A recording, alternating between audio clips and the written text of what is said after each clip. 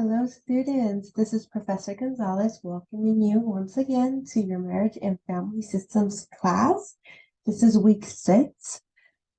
You guys have done so much work in these last weeks, and I just want to congratulate you again um, for being so vulnerable, so kind, so generous, so respectful of each other.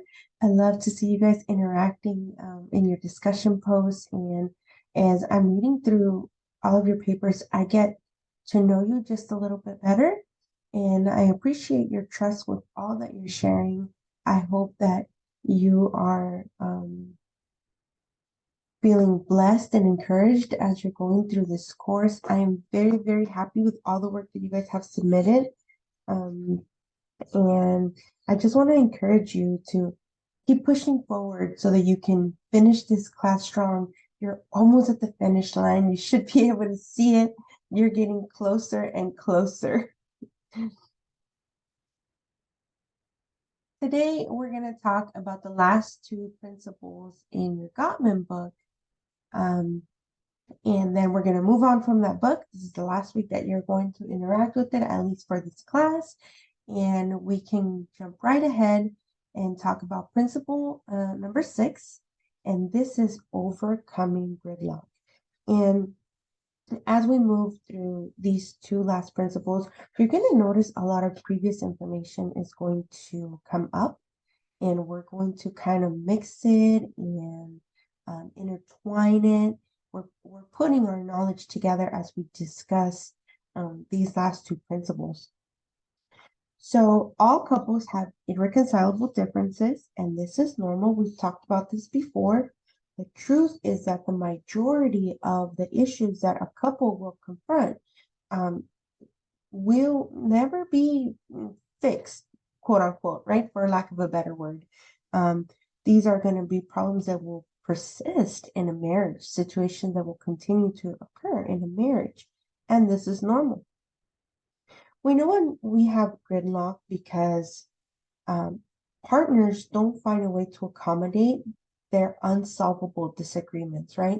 And the way that I think about this, the way I conceptualize this, is that there's no space for grace. The unsolvable disagreement is going to be present, right? But are we going to find a way to accommodate its existence, right? Like it makes us uncomfortable, but can we accept it? And can we love each other through the diversity that exists even in our marriage, right? In the union of two different lives, two different mentalities, two different people. So we know that there's gridlock because partners can't seem to accommodate for these issues. Gridlock is a sign that there's a value or a dream that is not being respected, it's not being understood, right? And it's not being honored. And so values and dreams is something that we haven't really touched on this class, but that's like a whole other uh, therapeutic exploration, right? And usually we live according to our values, or we try to, and the more integrity we have within our actions and our values and our belief system, the overall healthier people that we are. And so we see gridlock when we have values, right, that have not been understood. They also may have not been communicated, right? And they have not been respected by our partners. To move on from gridlock, we need to embrace dialogue and not try to fix the issue, right? But to just keep working on them. And I've talked about this before. It's almost like the maturing of a conversation, right? When a conversation is able to happen with more grace, more love, more kindness, and we can see that the conversation has matured. And so to move on from gridlock, we need to get away from this mentality that we're going to fix the issue, right? We cannot fix the issue. We can only allow grace and compassion to exist. in the same space. Characteristics of gridlock. This is how you know for sure that you're looking at gridlock either in yourself or with a couple that you might be working with, or maybe just somebody in your family, right? In interpersonal relationships. So you know you're looking at gridlock because there's 4 very specific characteristics that that um that really highlight this issue, right? So one of them is that you've had the same argument again and again with no resolution, right? For some reason or another, we find ourselves arguing about this same thing, Jesus. And there's no movement. And so if you see the word movement just means like being in a different place, right? Moving to a different space. So we're talking about the same issue, but the conversation is going nowhere, literally standing still. That's one way to know that you're experiencing gridlock. Another one is that there is no humor, no empathy, and no affection from either partner, right? So partners are not trying to make light of a situation, and they're not kind of like understanding the other person's point of view, and they're not trying to comfort each other in any way, right? Remember, we talked about how important it is to maybe make a slight joke here and there, right? To listen actively to your partner, and also to show affection as a form of comfort for your partner is so important. And if you think about these things, they really occur when a person has emotional intelligence. And so this is another area, this is another opportunity for growth for individuals to really be able to communicate better, become better communicators, and become better partners, is to become more emotionally intelligent. So if neither of these things are occurring in that conversation, you're experiencing gridlock. Another way to know is that the issue has become more and more polarized as time goes on, and you feel like you're further apart from each other. And so this is the opposite of finding grace and acceptance. This is kind of like people digging in their heels, right? And saying, I'm going to stand here and I'm not budging, right? Um, and you're both standing really firmly in opposite directions. And so as time goes on, it's almost like you're walking, you're taking one step back from each other. You're inching away from each other as time goes on, right? Another one is that compromise seems to be impossible because it would mean, right? It feels like you're selling out. It feels like you're giving up something that's important, something that's core to your belief system, your value system, your sense of self, right?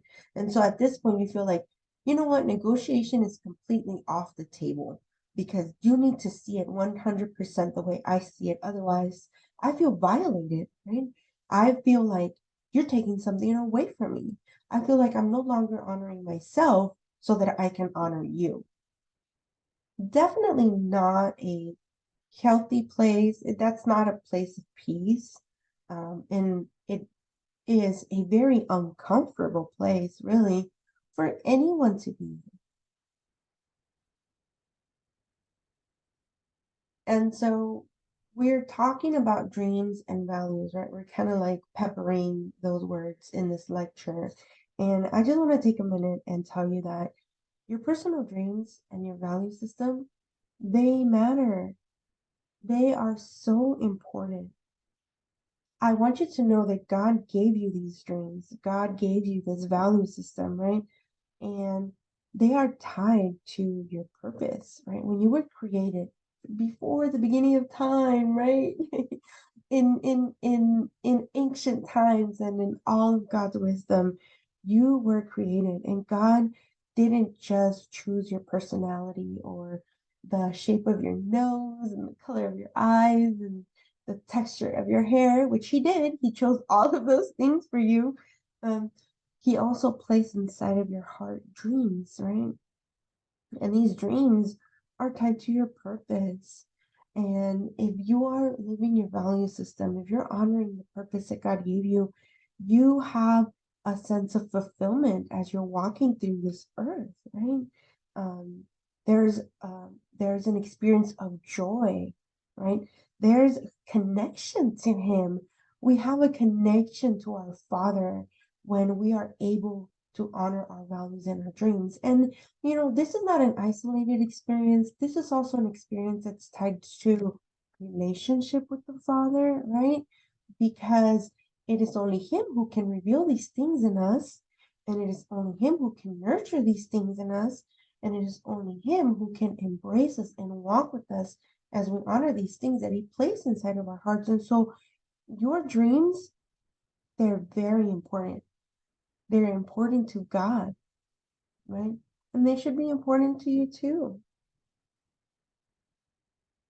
And once again, gridlock is a sign that each of you have dreams for your life, which is a good thing. But maybe your partner is not aware of them, right? And they can't be aware of them if you don't communicate them, and you can't communicate them if you're not aware of them either. So maybe there's a little personal work that needs to go on, right? Some time alone with the Father and discovering what those are, so that he can awaken our awareness, right? And then some emotional maturity so that we can communicate them, right? Because how's our partner supposed to acknowledge them if we don't communicate them, right? But then sometimes we are able to do those things and our partner does not respect them. And so, it can be any of those things in the process that affect, kind of like those big emotions, right? When we're discussing an issue. Um, but we want to make sure that we are aware and that we're communicating appropriately. And then if our partner doesn't respect them, then that's another issue that needs, that's another conversation, right? I think that in loving partners and people who believe in Jesus, there should be no desire to be disrespectful, right? And so that's something that the couple can work on. How do we respect each other's dreams and values? How do we create space for all of them to exist here? Um, and sometimes we have deeper dreams, and I put on here hide in quote uh, because they are a little bit hidden, right? But you can still see them. You can see them under our common preferences, right? Like there's a way that we lean towards things, the way that we do things, um, that communicates the dreams that are underneath it, right? For example, making more money or owning your own home. This may be a need for security or stability, right? This may be a high value, a high dream for you. Like, I want to create a safe space for my family. Um, and while we may be unaware that the need or the dream is security and stability, we're still communicating it because of our actions and the way we communicate, right? The things that we say, like um, money and buying a home is actually really important to me, particularly because my family suffered through a lot of poverty, right? My parents never owned a home. And this is something that I want to provide for my family. This is a dream of mine, right? And it speaks about security. Um, I feel like personally, this is also a dream that can cause a lot of conflict because at the end of the day, it's not about making money and it's not about owning a home. It's about believing that God is a good, good father that takes good care of me and good care of my family, regardless of what our financial situation may look like, right? But there is a deep dream inside of me that exist. And I have to find a way to honor it, to communicate it, and to be respectful as I communicate it, right? I hope that's like that example kind of helps you put things into context a little bit. But actually, money is a very common one for most marriages. So I don't feel like ashamed to share that with you guys because it's a big one. It's like I think it's the number one actually for like reasons why people, why marriages decide to go to therapy. It's one of the high ones. And so we also have deepest dreams, and they're often rooted in our childhood. So those are deep, deep, deep inside, right? And, subconsciously, we may have a desire to recreate a warm memory. Um, something that we enjoyed or we felt very pleasurable, something that we hold very dear to us, right? Our subconscious remembers. Or we may have a desire to distance ourselves from something that was very painful, right? We don't want to duplicate it in our family system. We don't want to duplicate it with our partners. We don't want to duplicate it with our children. And so very subconsciously there's behavior of ours that's rooted in our childhood. That's why exploration and therapy is so important. I am a high promoter of going to therapy, not because there's something wrong with us, but because we want to get to know ourselves a little better and we want to be able to honor ourselves with more awareness, right? And so this is all very helpful. I feel like these are all little things that help us walk in our Christian life with more integrity, that help us to feel closer to God, if that makes sense. And so in your book, you also have a list of common deep dreams. And so these are just a few that I found interesting, but I think there's 23 of them in your book, if I'm not mistaken. And so I want you to look at this list and I want you to, or the list on your book, it's more comprehensive. You have more options. And look at maybe one or two that resonate with you. That are very, very, very important with you, very important for you. So for example, adventure is one of them for me. And that's something that's also important for my husband. So we agree on that deep dream. And we like going on trips and we like doing fun things because adventure is a dream that we have in common. But we also have different ones. Um, and it's important to know how we differ because that, that helps us grow and helps us be supportive of each other. Part of being in a healthy marriage is helping each other achieve your life goals and your life dreams. And so can you imagine how beautiful it is to be in this covenant relationship with a partner who understands the things that are important to you but also supports you and helps you in achieving these goals, right?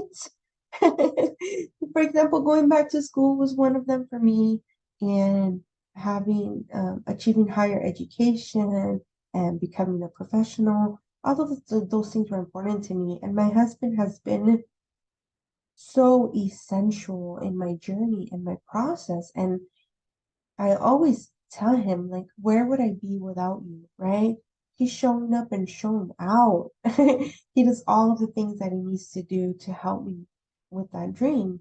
And as he communicates dreams to me, I hope to be as receptive, as submissive, as kind, and as generous as he has been towards me. We have different personalities, so that looks very different for us. But I know that we have a healthier marriage because we're creating space for us to be a couple, but also to grow as individuals.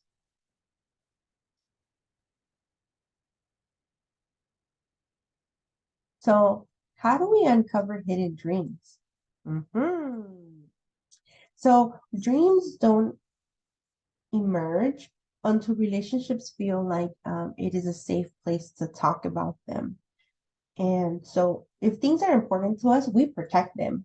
And instinctively, what we're going to do with our dreams is that we're going to protect them so much that we are going to shove them deep, deep inside of us so that nobody can hurt them. We build these walls to protect ourselves, right? And especially if you're going through a season with your partner when there's been a lot of arguments or a lot of disagreements and it just doesn't feel like a comfortable, safe place. And I mean, why would you talk about these things? Why would you share about these things? Like it seems illogical, right? It seems very human, like to not want to discuss these things. And so the first thing we want to try to do is to create a a a feeling of safety, right? In which vulnerability can come naturally. I am now able to share myself with you because you are a safe person.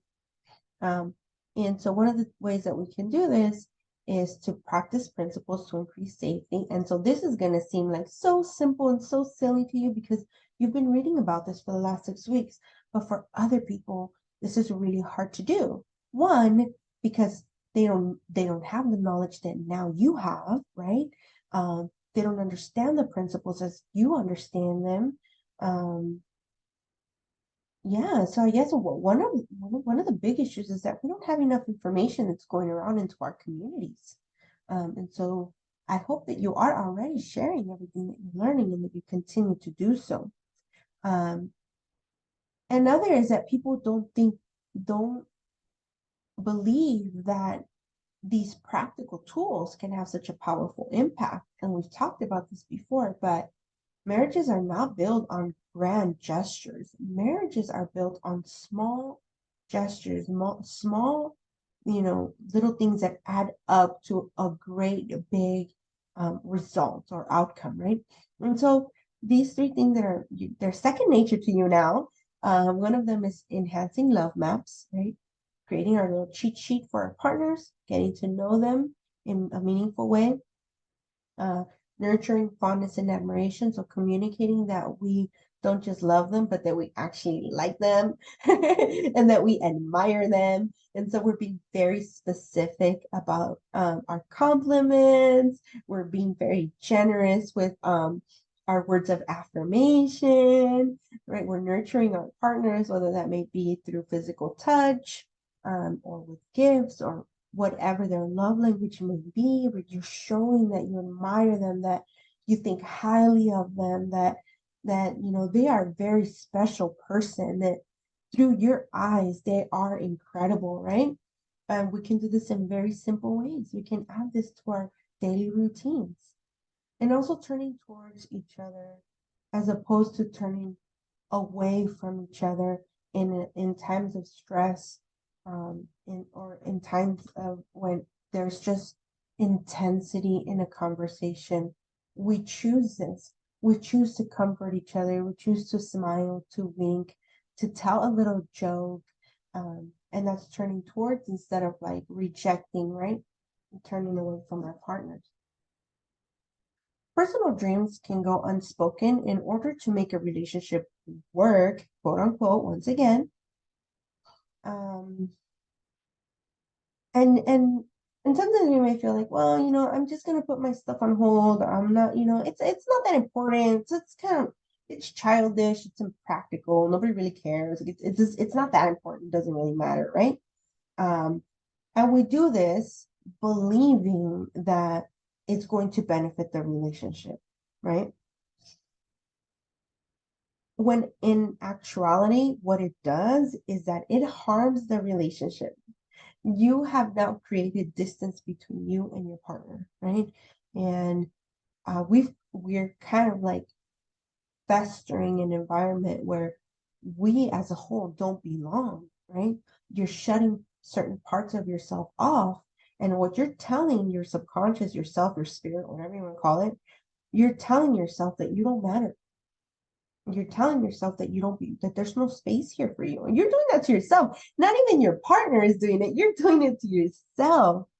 Um, and when this happens, right, when we bury our dreams deep down inside, they will resurface. And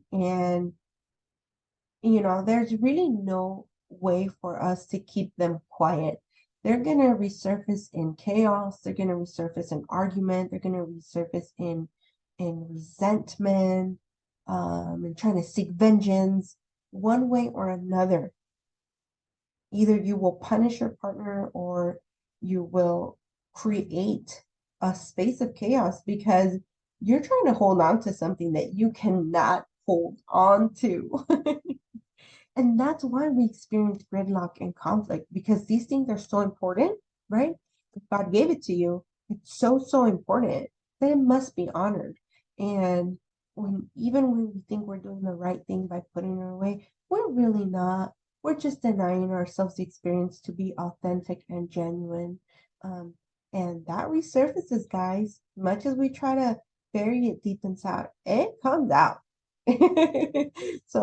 So we have choices to be able to bring it out in a healthy, productive way that honors and glorifies God, or we bring it out in a way in which we experience shame and sin and all those yucky feelings that that we want to rebuke in the name of Jesus.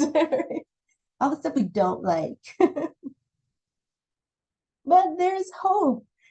We've talked about this again and again. One of the reasons why we appreciate the Gottman's work is because they work from a positive psychology perspective, right? We're not going to pathologize ourselves. We're not going to we're not going to focus on all the things that are wrong, right?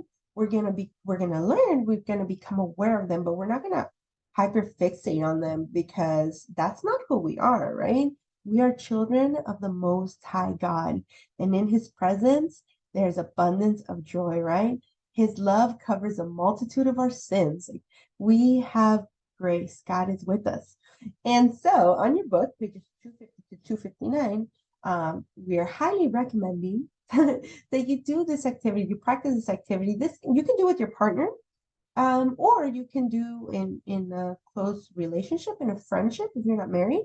Think about a friend you hold very dear, and think about something that you have gridlock about. And I want you to practice this activity. It's a very effective, it's a very practical, and it literally gives you like, steps 1, 2, and 3, right? Number 1, do this, this, and this. Number 2, do this, and that. So it guides you through a very simple way to work out gridlock. And so remember, you are not going to solve the issue. So get that idea of solving the issue off the table. All you're trying to do is release the intensity of the conversation, create a space for grace, right? You want to have a more mature conversation about it, and you want to experience peace and reconciliation as you're talking about these issues. All right. So we are now going to move on to principle number 7. And this is an incredible principle. I love this principle. This principle is probably my favorite from all of them, although they are all important. This principle talks about creating a shared meaning with your partner. And creating a shared meaning talks about creating a culture. And so what is culture? Culture is a man-made construct, right? We created culture. And we are the ones that divided ourselves because of our race and the color of our skin, the language that we speak, our belief system. But it goes beyond that, right? Because culture can also exist in institutions and individual families, in friend groups, right? It can be the way that we walk through life, right? It can be, like I said before, our belief system. It can be the food that we like to eat or the workouts that we like to do, right? It has to do with behavior, with rituals, with belief systems, with myths. And we see this in different cultures, right? All of you belong to several cultures at the same time. But creating shared meaning talks about creating a culture for your family, creating a culture between you and your partner, or you, your partner, and your children. And the reason why we do this is because it helps us understand what it means to be a part of us, right? We don't choose our parents, we don't choose our siblings, we don't choose our family of origin. We're born into our family of origin. However, we do choose our partners, right? And we choose to have children, or we choose to adopt children, we choose to become parents, right? And so we've made those conscious decisions. Let's make some more conscious decisions about who we are and what it means to be a part of this family, right? Vital goal, and one of our vital goals in marriage is to create an environment that encourages talking openly and honestly about our deep beliefs. And so if partners are able to become aware of their values and belief systems, if they're able to communicate it and they're able to respect it, then we can create a culture in which we incorporate all of those things. My husband was telling me the other day, and I don't know where he heard it exactly, but he said, Berlin, I heard somewhere that the greater your family, the more diverse that it is. There's more diversity in it.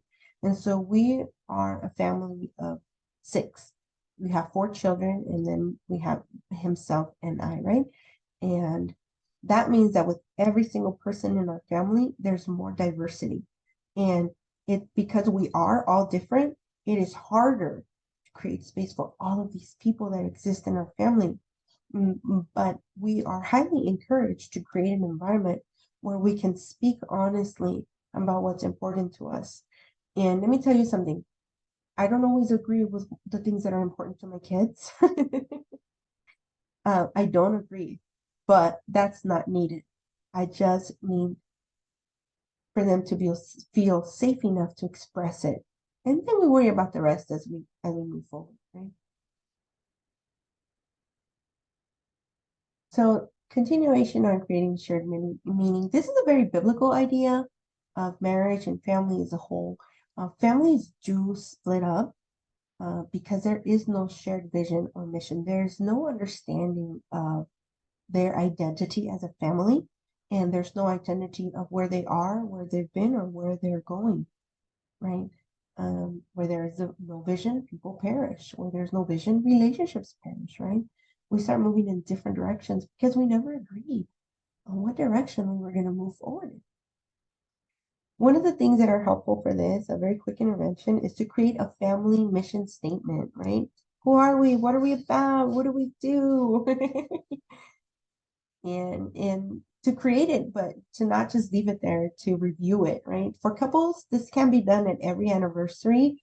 Yes, go and have the fancy, luxurious dinner or whatever it is that you do to celebrate, but also review your mission statement. See if anything has changed for you that year. See if you've honored your mission statement, or maybe it no longer reflects who you are or who you want to be. Then maybe there needs to be edits to it, or if you still want to accomplish it but you weren't quite able to, what do you need? Do you need to hold each other more accountable? Do you need to create different systems? Do you need more support?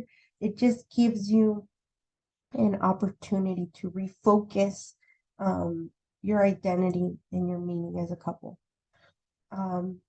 We must be able to communicate these values and these dreams, and to be very specific and to be realistic too, right?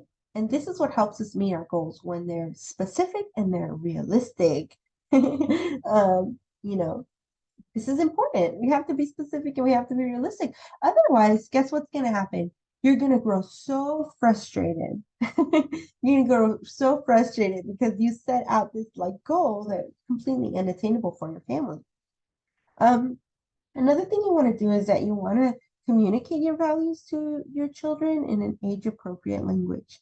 And so we have teenagers in the house, we have a young adult in the house, and we have an 8-year-old in the house. And so to create our shared dream of them being Christians in their adult lives, and to share our dream of them like having integrity and having morals in this climate of our culture. We have to be very wise in the way we communicate it with each developmental age group because they may be hearing very different things, right? And we have to practice what we preach because kids don't pay attention to what you say, they pay attention to what you do. They're constantly watching it. They're watching our testimony. And so, or like one of the questions that comes up for us is like the issue of submission, right? We're Mexican and we've changed our culture. Me and my husband have changed our culture greatly. And one of the things that they always talk about is like, Mom, how do you demonstrate submission to dad? And they're watching. They're watching. They're watching that maybe dad is more present in this season and dad is being more helpful in this season, which are all good things. Those are all things me and him agreed on and are blessing our family, and we're breaking generational curses, and we have a vision between me and him of where we're going. But the kids want to know. So we have to inform them, we have to teach them, and we have to practice what we preach. Right? Another thing that you can do is display the emission statement in a prominent place of your home. And this is just somewhere where people are going to see it. Um, the fridge is the perfect one. Everybody goes to the fridge. So just writing your mission statement, simple words, very basic, realistic, specific, and putting it in the fridge so people can see it as their, in their everyday life. Children can also contribute to the mission statement once they're old enough. And so, for example, my children, one of their high values is independence, and one of my high values is family. So those are completely contrary to each other, and we're still trying to figure out how, in a healthy way, we can honor their need for independence while honoring our need for family. But they do contribute, and it is important because as a family, we represent something together. And your discussion post for this week, you're gonna have, I'm asking you a question. And so in chapter 11, page 238 through 239, we go back to this list of deep dreams that couples may hold.